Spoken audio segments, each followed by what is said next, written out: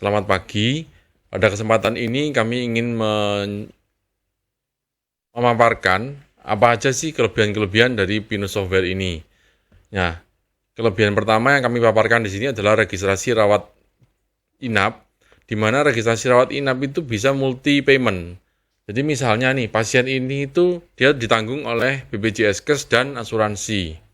Maka di bagian bawahnya ada penanggung jawab pembayaran, di mana kita awalnya kita pilih nih BPJS misalnya. Nah, BPJS ini apakah tanggung jawab bayar utama? Ternyata tidak gitu ya. Berarti kita isi tidak. Kenapa? Karena tarifnya nanti tidak ikut BPJS, tapi ikut yang asuransi.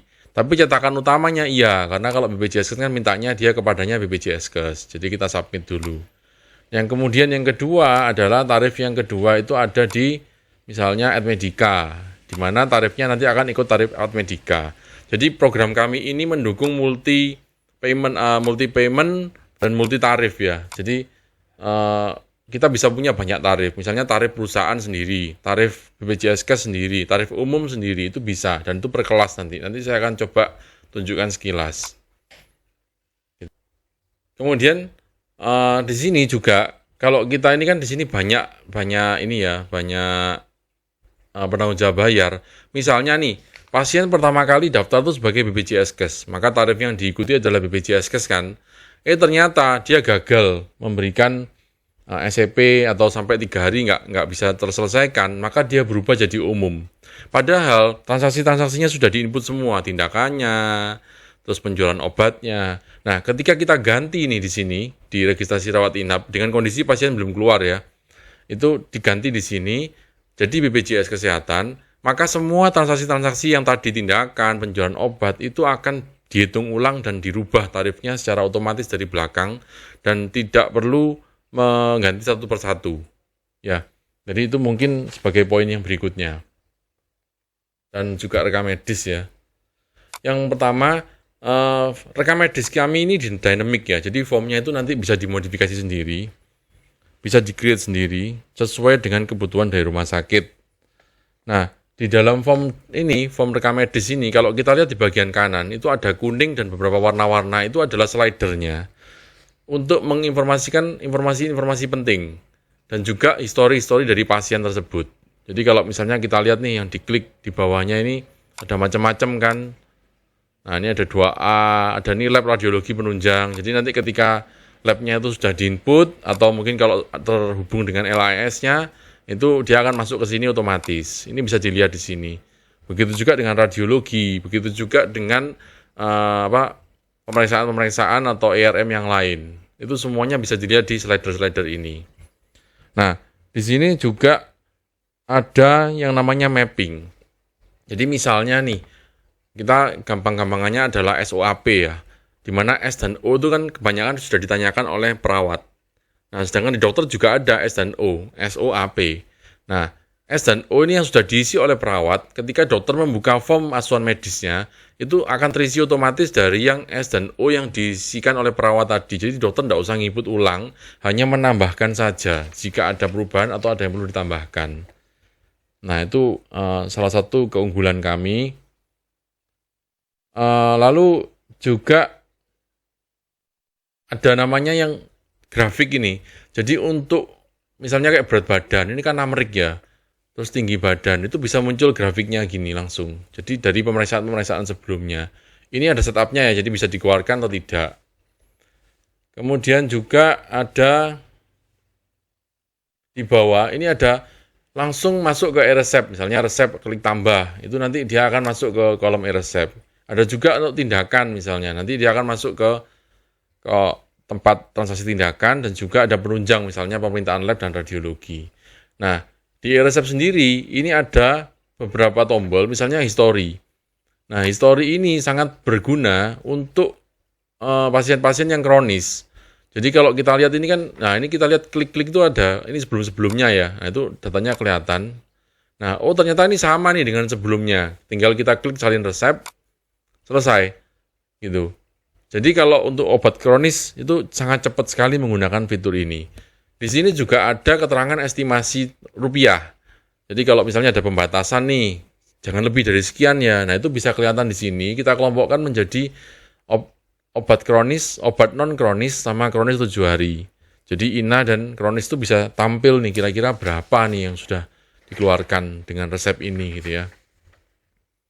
Untuk harga sendiri di sini juga bisa multi tarif. Jadi misalnya kalau BPJS-Kes HNA plus PPN tambah 10% misal. Atau kalau umum misalnya HNA plus PPN tambah 20%. Kalau perusahaan mungkin tambah 25% misalnya seperti itu. Kami juga memfasilitasi itu. Jadi bisa multi tarif dari harga apa? Bisa dari harga terakhir, biasanya sih dari harga terakhir ya. Kalau di tempat-tempat lain itu seperti itu. Kemudian kita akan coba masuk, saya akan tunjukkan ke master tindakan. Yang tadi saya bilang multi tarif tadi, sekilas saja. Nah ini. Nah, contohnya seperti ini ya. Ini adalah master tindakan, di mana dia punya banyak tarif nih. Dia punya asuransi umum, BPJS-Kes, BPJS-TK, jasa harja, perusahaan, rekanan 1, SJU3. Nah, itu banyak sekali. Dan per kelas juga ada tarifnya. Seperti itu. Jadi kita bisa breakdown tarifnya berapa, kalau situ berapa, honornya berapa, kalau ada honornya. Terus kalau ada perawat, ada honornya juga bisa dimasukkan. Jaspel, jasa unit, sewa alat, dan lain-lain. Nah, di sini di bagian kiri itu juga ada namanya golongan. Nah, golongan ini adalah golongannya BPJS. Jadi tujuannya apa? Nanti ketika selesai, pasien itu sudah selesai, itu bisa program untuk membreakdown sendiri golongan-golongannya, sehingga ketika bridging ke iklim, itu tidak harus ngitungi manual, tapi sudah terkelompok menjadi golongan-golongan tersebut. Nah, di sini salah satu keunggulan lainnya itu ada kode tindakan yang berupa paket. Jadi kodenya itu kode E kalau di tempat kami. Kode E itu jadi misalnya tindakan nih, saya punya tindakan paket operasi katarak gitu ya. Operasi katarak misalnya itu terdiri dari tindakannya ada apa? Ada tindakannya anestesi, terus ada tindakannya dokter bedahnya gitu ya. Terus ada tindakan nanti apa lagi gitu ya. Nah, itu bisa dijadikan satu, munculnya di billing adalah satu baris paket operasi A gitu ya. Tapi ternyata di data kita itu lengkap, jadi ada detailnya dan ada masing-masing dokternya atau operatornya itu perawatnya siapa dan sebagainya. Jadi data kita tetap lengkap, tapi yang kita tampilkan nanti cuma satu baris seperti itu. Nah, kita bisa masuk juga ke master perusahaan. Master perusahaan itu untuk IKS, misalnya ini asuransi A, B, C gitu ya. Nah, di dalam master perusahaan ini itu ada yang namanya tarifnya. Jadi kan tarifnya tadi bisa banyak nih, asuransi umum, terus dia perusahaan, terus umum dan sebagainya. Nah, perusahaan ini itu bisa masuk tarif tindakannya yang mana? Tarif tindakan kamarnya yang mana gitu ya. Itu bisa kita pilih di sini dan juga di sini bisa ada diskonnya. Nah, misalnya nih, perusahaan A karena IKS dengan kita itu dia masuk tarif reguler atau tarif asuransi. Tapi ternyata ada nego, kamarnya diskon 10% ya. Nah, itu bisa. Perusahaan B misalnya, kamarnya nggak diskon, tapi tindakannya yang diskon 15%. Nah, itu juga bisa. Seperti itu. Di sini juga sudah kita siapkan untuk coa piutangnya. Jadi, perusahaan ini tuh masuk piutang mana. Jadi nanti ketika pelunasan itu mengurangi kesalahan dari operator. Oke, berikutnya kita akan coba masuk ke penjualan obat. Ini berlaku juga nanti seperti transaksi tindakan ya.